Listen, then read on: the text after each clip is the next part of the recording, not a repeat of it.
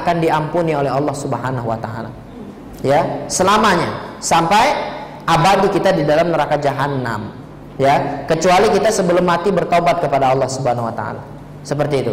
Kalau kita melakukan dosa besar, kemudian kita belum bertobat kepada Allah, bisa jadi ketika kita mati Allah kabulkan.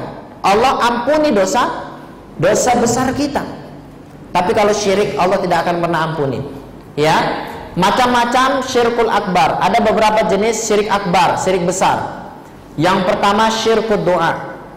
Ya, syirik doa. Doanya tidak kepada Allah, tapi doanya kepada makhluk, kepada wali-wali, kepada syekh-syekh, kepada roh-roh, termasuk kepada jin, mintanya kepada jin, ya. Kemudian syirkun niyah, beribadah niatnya tidak untuk Allah, tapi untuk makhluk, ya. Berikutnya yang ketiga syirkun ta'ah, ya, ketaatannya kepada makhluk melebihi ketaatan kepada Allah Subhanahu wa taala. Berikutnya yang keempat terakhir syirkul mahabbah, syirik kecintaan, lebih cinta kepada dunia daripada kepada Allah, lebih cinta kepada suami, kepada istri, kepada bapak, kepada orang tua, ibu, anak, ya, daripada cinta kita kepada Allah Subhanahu wa taala. Ya. Dampak melakukan syirik akbar. Kalau kita melakukan dosa besar, maka dampaknya yang paling pertama kita bisa keluar dari Islam. Ya, murtad dari agama kita. Ya, masya Allah, ini berbahaya sekali kalau kita melakukan syirik akbar.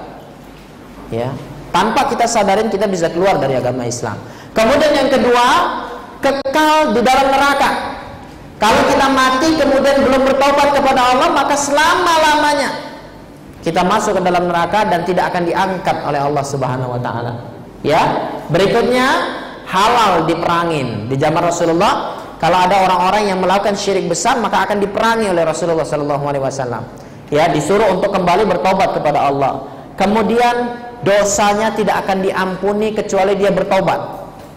Ya, kalau dia tidak bertobat, dia tidak akan diampunin. Kemudian yang kelima, terhapusnya semua pahala. Jadi kalau kita melakukan amalan ibadah, kemudian kita melakukan syirik akbar, maka pahala kita akan terhapus. Masya Allah, rugi ya Pak. Ya, kita melakukan ibadah 15 tahun, 16 tahun, sekali membuat kesyirikan besar, hapus semua ibadah kita.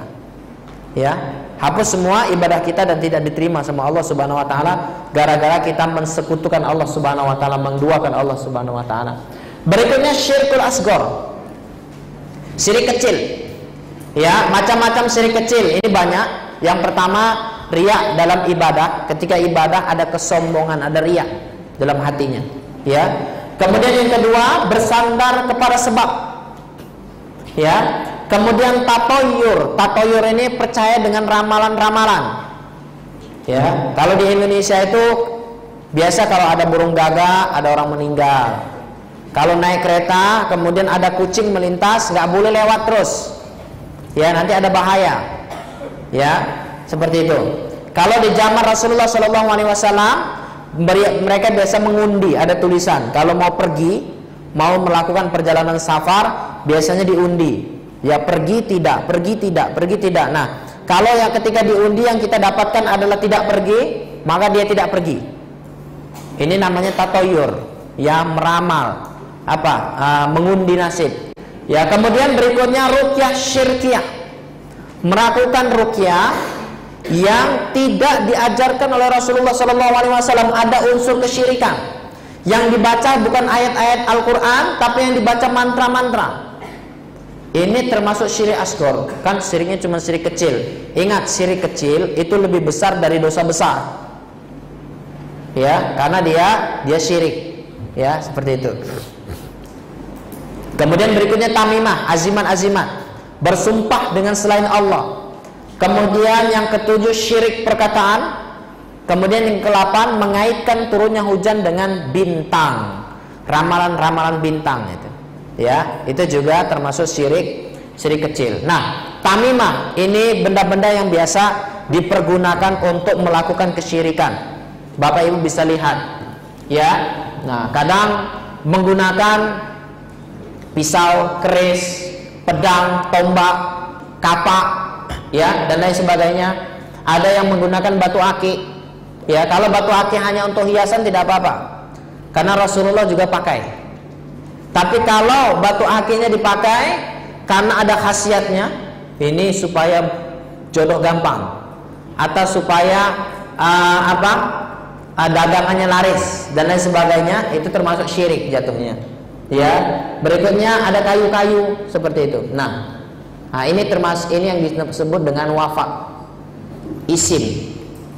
Ya, kalau kita memakai benda-benda seperti ini, tulisan-tulisan seperti ini di rumah, biasa untuk melakukan pemagaran di rumah, ditempel di pojok-pojok rumah, kemudian di bilik rumah, di bawah katil, ditaruh di laci, atau ditaruh di dompet, atau ditaruh di tas, di bag, ya, itu, ya, kalau kita lakukan maka ini jatuhnya syirik. Apa salahnya? Ini kan tulisan Arab, Ustaz. Kan ada ayat-ayatnya. Bapak Ibu yang dimuliakan oleh Allah, ya, perhatikan. Bisa jadi ini ayat yang di tengah ini, ya, tapi di samping kiri kanan ayatnya, ya, ada simbol-simbol yang kita tidak paham itu apa. Tidak ada satu orang pun di dunia ini yang bisa menjelaskan ini apa. Ya, ada di sini huruf-huruf, ya, kemudian ada sepotong-sepotong kalimat, kemudian ada kotak-kotak, ada huruf-huruf hijaiyah, ada angka-angka, Bapak Ibu. Ya, sebenarnya dalam dunia sihir ini disebut dengan penyebutan nama-nama jin. Jadi Bapak lihat angka-angka yang potong-potongan ini biasanya adalah penyebutan nama-nama jin atau kerajaan jin atau nama-nama raja jin. Ya, artinya itu merupakan satu perjanjian antara manusia dengan mereka. Ya, dalam bentuk seperti ini. Nah, biasanya orang yang menggunakan ini biasa untuk penglaris makanan.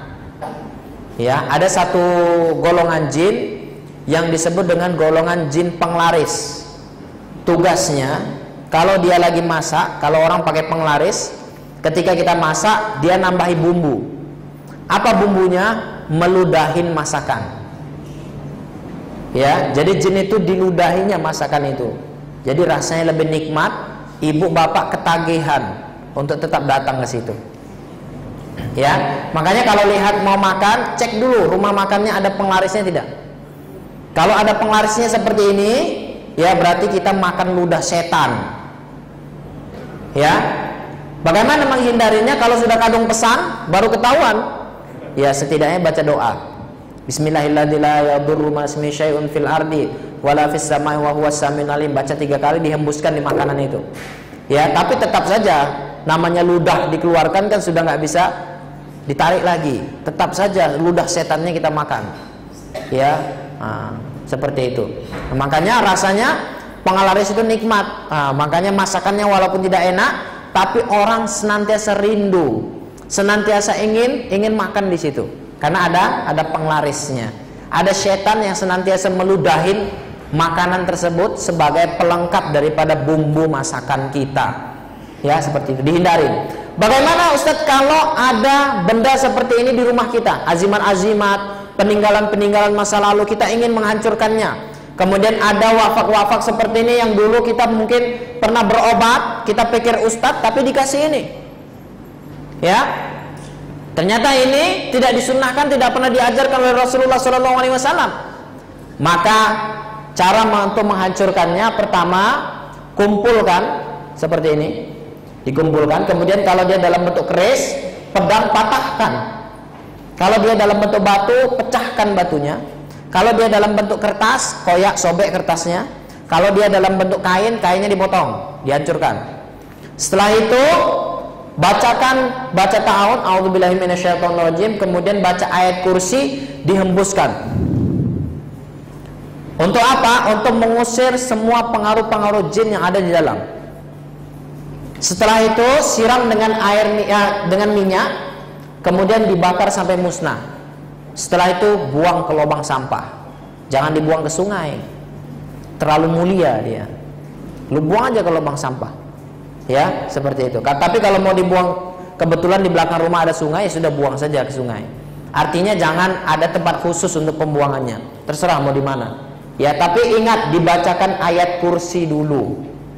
Ya, agar pengaruh dari kekuatan sihir di dalamnya hancur dulu, baru kemudian dibuang. Ya, baru kemudian dibakar, baru kemudian dibuang. Seperti itu. Ya. Kemudian berikutnya yang merusak kolbun kita, yang menyebabkan hati kita menjadi sakit, ya, hasad. Belajarlah dari kisah malang iblis. Iblis itu dulunya kan adalah bangsa jin yang taat kepada Allah, Bu. Namanya dulu bukan iblis, namanya Azazil. Dia tinggal di langit bersama para malaikat.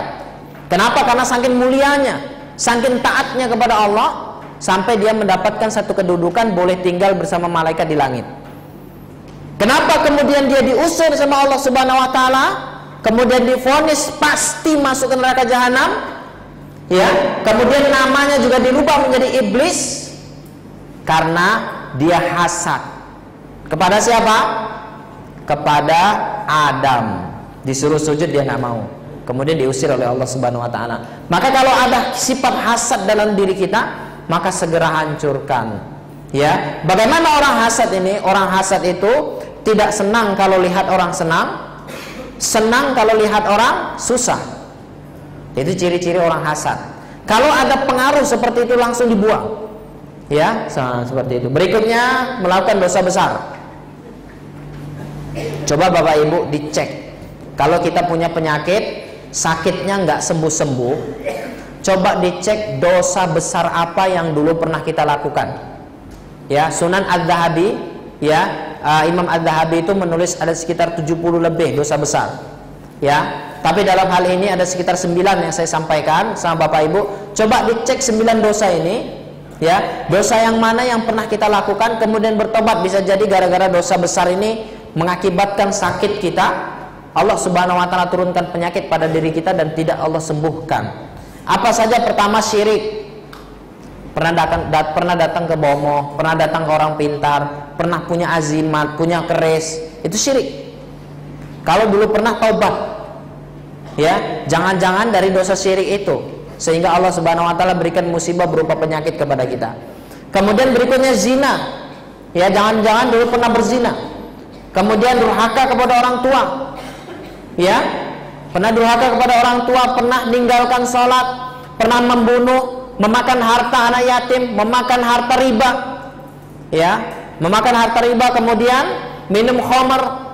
Kemudian mungkin dulu pernah mencuri. Coba cek dosa besar apa yang dulu pernah kita lakukan, coba di checklist.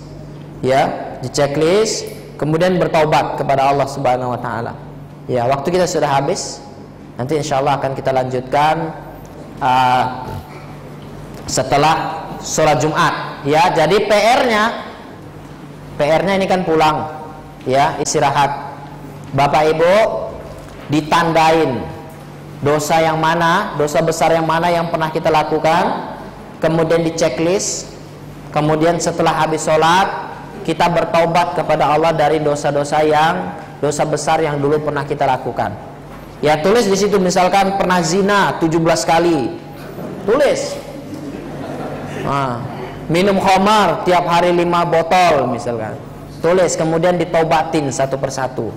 Ya, karena bisa jadi dari dosa tersebutlah Allah Subhanahu wa taala berikan kepada kita musibah berupa penyakit yang tidak sembuh-sembuh dengan waktu yang lama. Ya, saya kira ini yang dapat saya sampaikan. Insyaallah nanti akan kita lanjutkan setelah sholat Jumat. Akhir kalam. Assalamualaikum warahmatullahi wabarakatuh.